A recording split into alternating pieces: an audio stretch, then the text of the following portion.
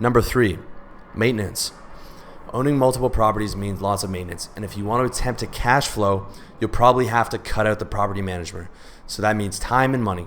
And if you compare this just to a pure investment, you're never going to have to repair an index fund or an online business. Okay, you're never gonna have to do maintenance on anything else but a house, and a maintenance is a lot of hassle. Okay, forget about this idea of this completely passive portfolio. You're gonna have to get in and get your hands dirty, or you're gonna have to pay someone else to do that and cut your profits in half, or completely cut out your profits. Number four reason why you shouldn't invest in real estate: insurance. Okay, insurance is similar to maintenance in the sense that owners must insure a house, but you do not have to own. You don't have to insure stocks. You don't have to insure bonds, or you don't have to insure your own business if you don't want to. The way I see it, insurance is theft, because why would I pay for something if a company can make money betting against me having to use their services? Why would I pay for it? Right? If you needed insurance companies couldn't exist. It's the strangest business model. What you're paying for, they sell you as peace of mind, but what you're actually paying for is for them to give you no services. Ideally, it is the only business where you are paying and hoping that you don't have a product delivered. You're hoping that you don't have to use their services. Okay?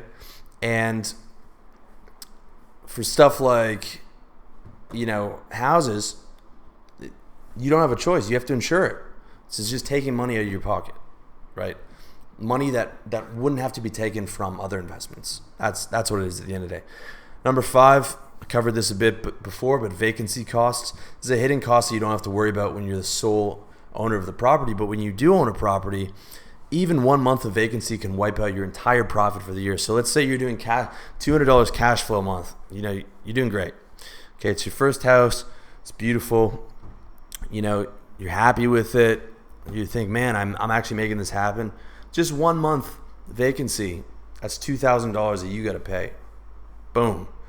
All your profits for the year wiped out. Okay, that's something you got to think about. Number 6, final reason why you shouldn't invest in real estate: headaches. So landlording is a business where your tenants are your clients, and to keep clients, you need salesmanship and relationship management. And it means you have to deal with people, and people are fucking headaches, and especially when they can potentially damage your livelihood and personal property. The laws in North America are very much beneficial for renters. It is very hard to kick someone out of your house, and if they are determined not to leave, you are in trouble. If you pick the wrong tenant, you are in trouble. Or if maybe you pick good tenants, but they're breaking up. When I broke up with my ex-girlfriend, we cut our lease short because we couldn't live together, and from the start we would look like young upstanding professionals, which we were, but at the end of the day, circumstances happened where we had to negotiate buying our way out of the contract.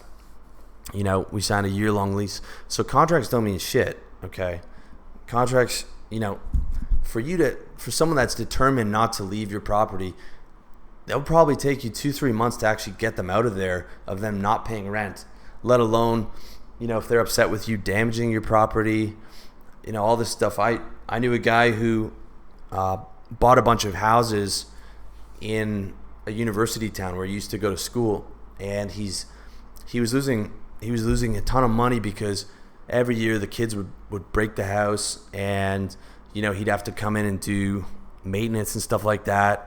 And he'd been cash flowing negative for like 3-4 years.